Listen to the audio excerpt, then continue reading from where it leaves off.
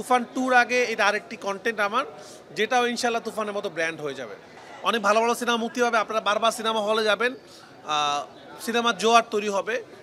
আমি তো চাচ্ছি, একটা ডিরেক্টর তো চায় তার একটা সিনেমা যেটা ব্যান্ড হয়ে গেছে সেটা মুক্তি পাক। তো 840 দিয়ে শুরু হলো এই ডিফারেন্ট টাইপের সিনেমা মুক্তি পাওয়া।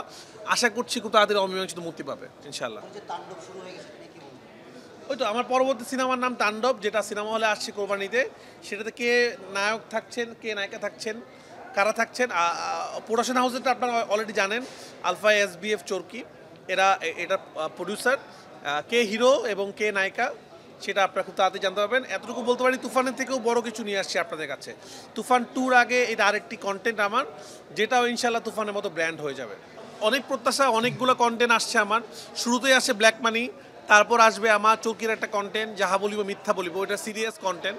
তো এটা আমার জন্য একটা বড় ব্যাপার যে আমি খুবই একটা স্যাটায়ার কন্টেন্ট বানিয়েছি বঙ্গর জন্য, খুবই সিরিয়াস একটা কন্টেন্ট বানিয়েছি চরকির জন্য, যেটা কিনা আসবে যাহা বলিব মিথ্যা বলিব, এটা রিলিজটা খুব তাড়াতাড়ি হবে, ওইটাও একটা OTT কন্টেন্ট।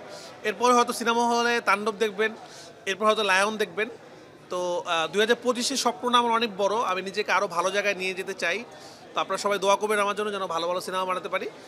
তুফান দিয়ে যেরকম বাংলা সিনেমাকে একটা জায়গায় নিয়ে গিয়েছিলাম আমরা, চেষ্টা করছি তাণ্ডব এবং লায়ন দিয়ে বাংলা সিনেমার মাত্রাটাকে আরও বড় জায়গায় নিয়ে যাবো ইনশাল্লাহ। ইন্ডাস্ট্রির কথা আসলে আমি তো প্রত্যাশা করতে চাই না।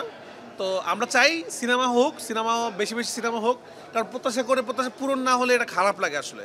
তো আশা করব 24-এর মতো 25-এ হবে না, অনেক ভালো ভালো সিনেমা মুক্তি পাবে, আপনারা বারবার সিনেমা হলে যাবেন, সিনেমার জোয়ার তৈরি হবে এবং দেশে শান্তি বিরাজ করবে, এটা তো সবার চাওয়া।